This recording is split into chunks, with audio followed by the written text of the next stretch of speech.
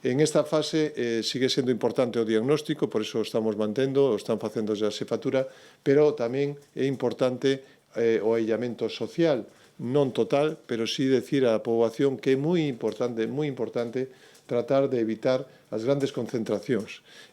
Sempre mellor espacios abertos que espacios pechados para evitar eso. En caso de que haya síntomas, pois o que estamos dando as recomendacións de, evidentemente, quedarse en casa e procurar ter esas tratamentos habituais, non? Con antitérmicos, tamén en medidas higiénicas e airear moito as habitacións. Pero é importante que a sociedade en xeral podamos dar ahora mismo esa clara, digamos que o máis importante neste momento é tratar de evitar el contacto continuo e con grandes masas de persoas. Como digo, non significa que as persoas maiores teñan que estar en súas casas sin salir, pero sí salir a espacios abertos e con moi poucas persoas.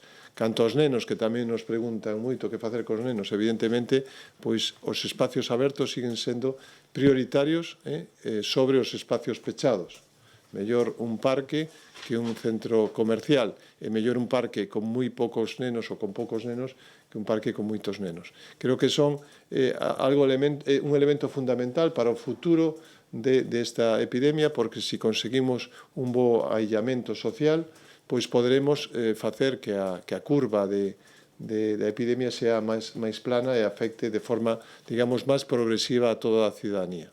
Importante, por lo tanto, transmitir a poboación tranquilidade, temos medios, como digo, hoxe estamos en a xefatura territorial da Coruña como as outras xefaturas territoriales de Galicia, facendo esa labor diagnóstica preventiva e directa de campo, pero tamén estamos preparando as accións en caso da fase de epidemia, con reforzamento xa do 061, dos servicios de preventiva, servicios de urxencias, servicios de microbioloxía e, lóxicamente, tamén con equipamentos novos potenciando as camas de UCI e reanimación de toda a comunidade autónoma.